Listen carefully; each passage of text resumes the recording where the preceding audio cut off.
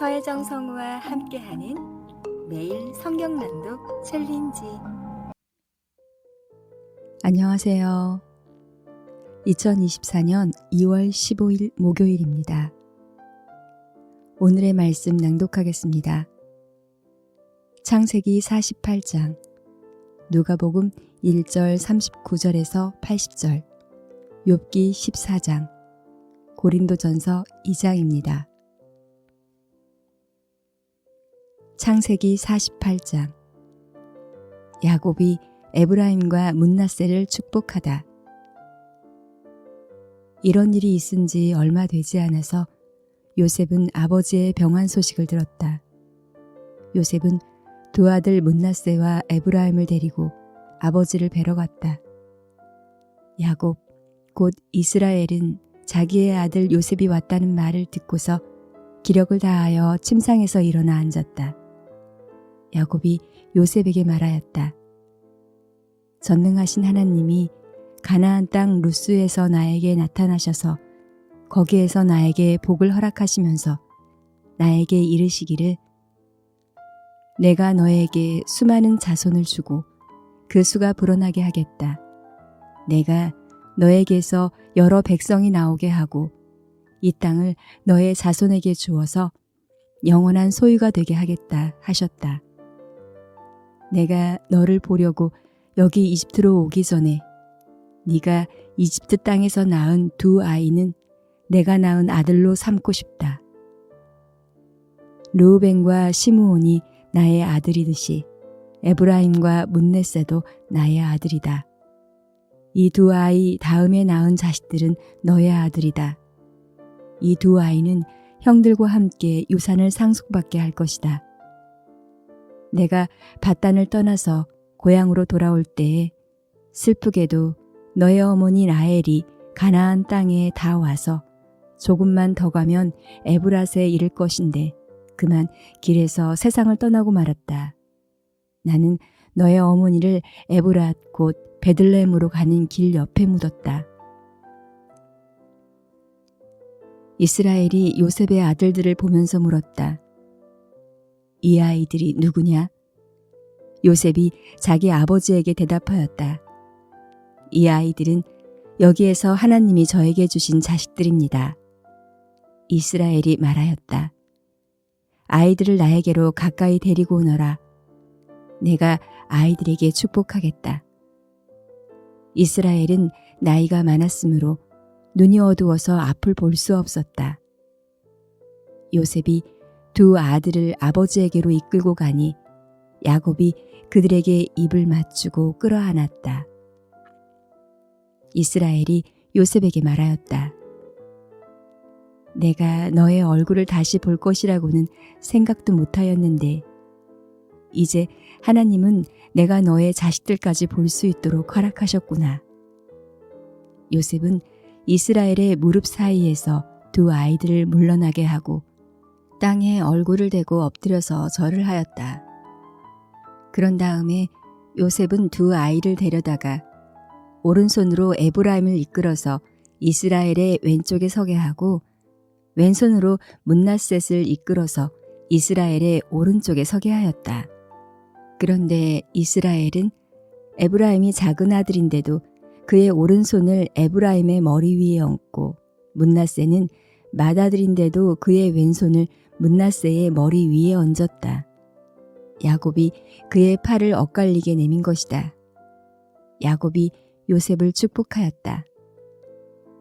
나의 할아버지 아브라함과 아버지 이삭을 보살펴 주신 하나님, 내가 태어난 날로부터 오늘에 이르기까지 나의 목자가 되어 주신 하나님, 온갖 어려움에서 나를 건져주신 천사께서 이 아이들에게 복을 내려 주시기를 빕니다.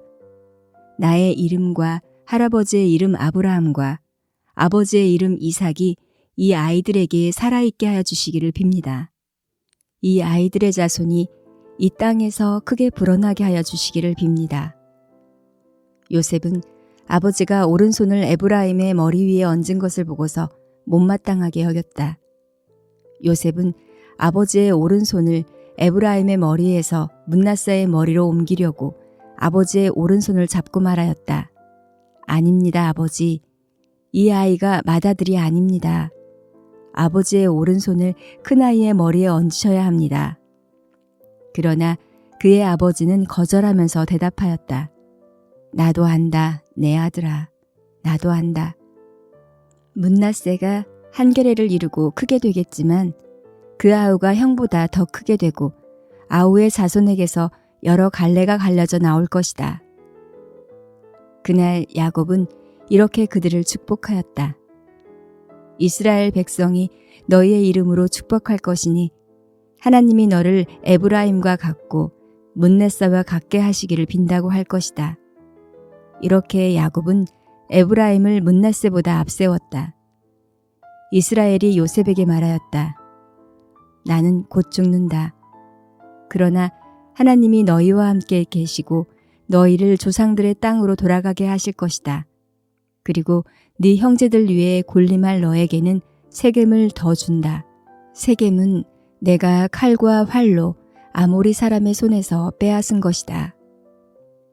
누가복음서 1장 39절에서 80절 말씀입니다.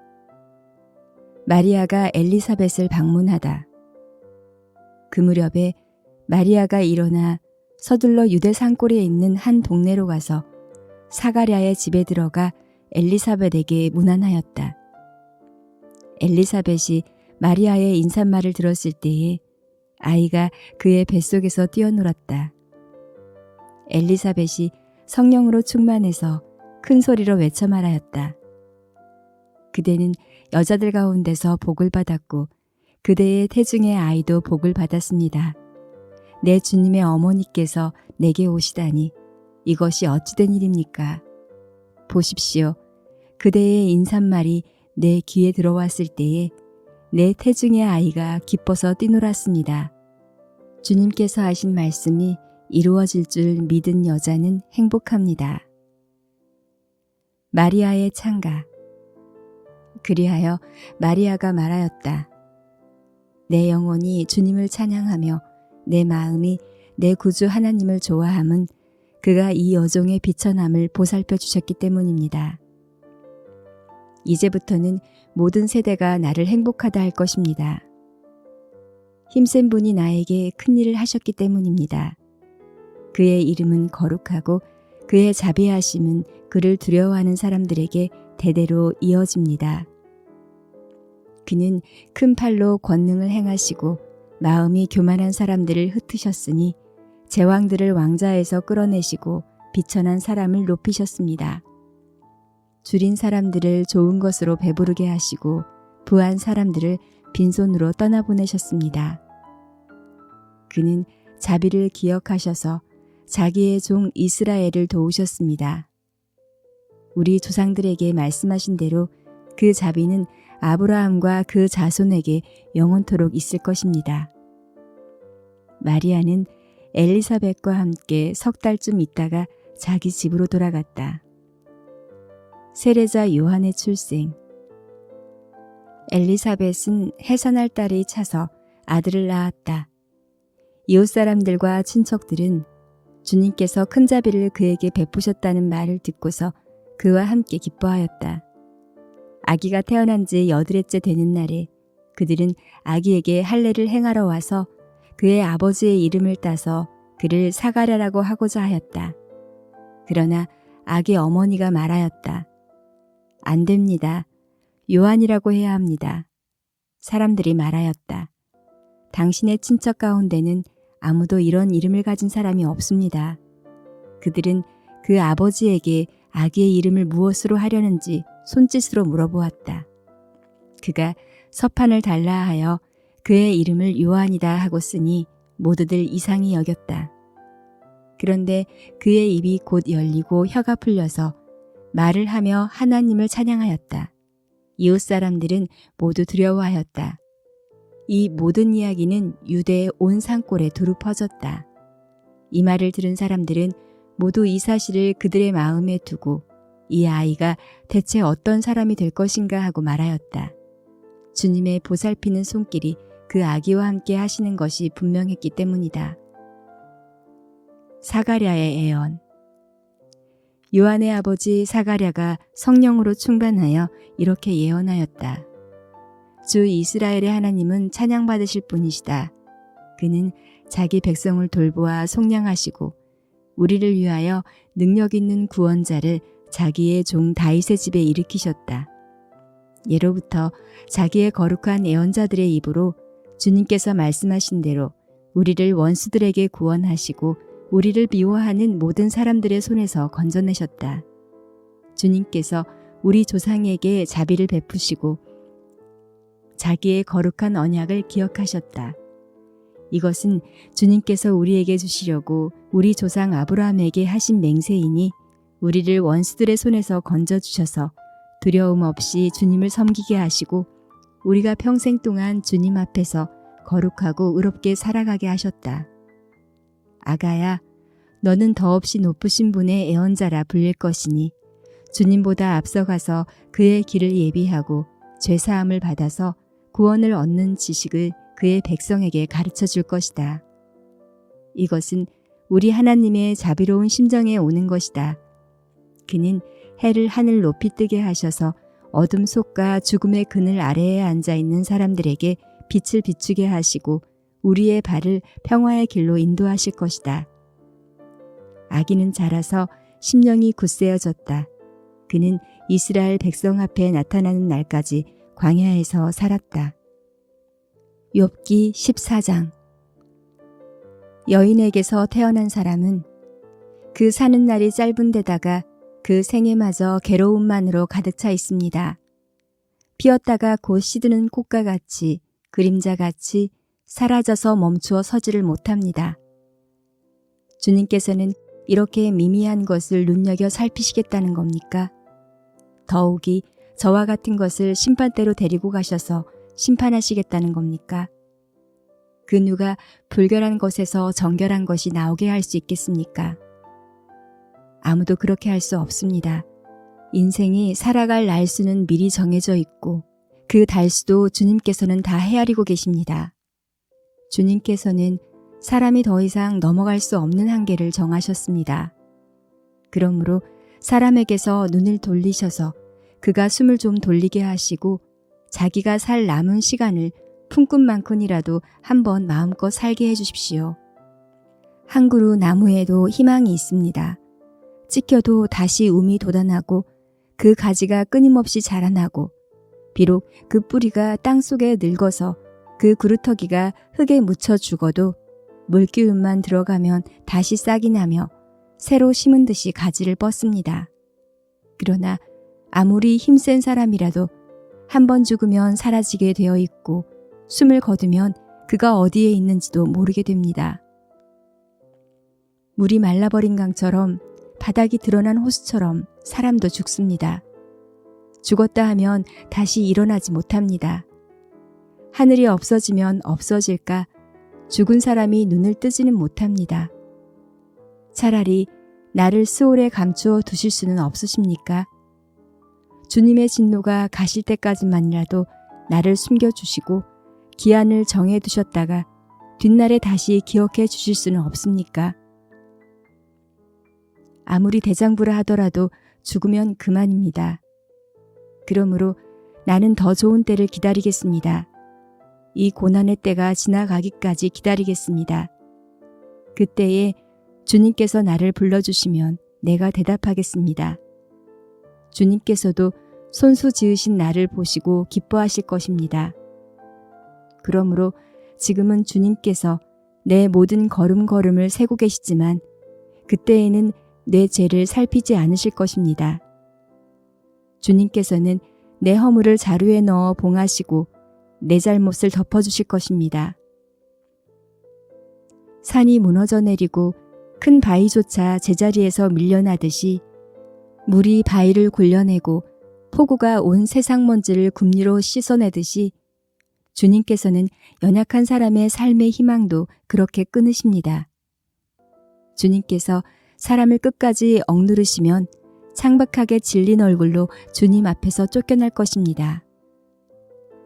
자손이 영광을 누려도 그는 알지 못하며 자선이 비천하게 되어도 그 소식 듣지 못합니다.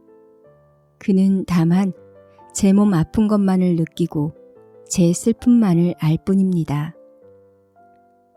고린도전서 2장. 그리스도를 십자가에 못 박히신 분으로 전하다. 형제 자매 여러분, 내가 여러분에게로 가서 하나님의 비밀을 전할 때에 훌륭한 말이나 지혜로 하지 않았습니다. 나는 여러분 가운데서 예수 그리스도 곧 십자가에 달리신 그분 밖에는 아무것도 알지 않기로 작정하였습니다. 내가 여러분과 함께 있을 때에 나는 약하였으며 두려워하였으며 무척 떨었습니다. 나의 말과 나의 설교는 지혜에서 나온 그럴듯한 말로 한 것이 아니라 성령의 능력이 나타낸 증거로 한 것입니다. 그것은 여러분의 믿음이 사람의 지혜에 바탕을 두지 않고 하나님의 능력의 바탕을 두게 하려는 것이었습니다. 성령으로 계시하시다. 그러나 우리는 성숙한 사람들 가운데서는 지혜를 말합니다. 그런데 이 지혜는 이 세상의 지혜나 멸망하여 버릴 자들이 이 세상 통치자들의 지혜가 아닙니다. 우리는 비밀로 감추어져 있는 하나님의 지혜를 말합니다. 그것은 하나님께서 우리를 영광스럽게 하시려고 영세 전에 미리 정하신 지혜입니다. 이 세상 통치자들 가운데서는 이 지혜를 아는 사람이 하나도 없습니다. 그들이 알았더라면 영광의 주님을 십자가에 못 박지 않았을 것입니다. 그러나 성경에 기록한 바 눈으로 보지 못하고 귀로 듣지 못한 것들, 사람의 마음에 떠오르지 않는 것들, 하나님께서는 자기를 사랑하는 사람들에게 마련해 주셨다. 한 것과 같습니다. 하나님께서는 성령을 통하여 이런 일들을 우리에게 계시해 주었습니다. 성령은 모든 것을 살피시니 곧 하나님의 깊은 경륜까지도 살피십니다. 사람 속에 있는 그 사람의 영이 아니고서야 누가 그 사람의 생각을 알 수 있겠습니까? 이와 같이 하나님의 영이 아니고서는 아무도 하나님의 생각을 깨달지 못합니다. 우리는 세상의 영을 받은 것이 아니라 하나님에게서 오신 영을 받았습니다. 그것은 하나님께서 우리에게로 은혜로 주신 선물들을 우리로 하여금 깨달아 알게 하시려는 것입니다.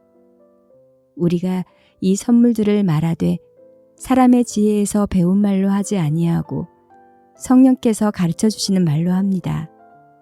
다시 말하면 신령한 것을 가지고 신령한 것을 설명하는 것입니다. 그러나 자연에 속한 사람은 하나님의 영에 속한 일들을 받아들이지 아니합니다. 그런 사람에게는 이런 일들이 어리석은 일이며 그는 이런 일들을 이해할 수 없습니다. 이런 일들은 영적으로만 분별되기 때문입니다. 신령한 사람은 모든 것을 판단하나 자기는 아무에게도 판단을 받지 않습니다.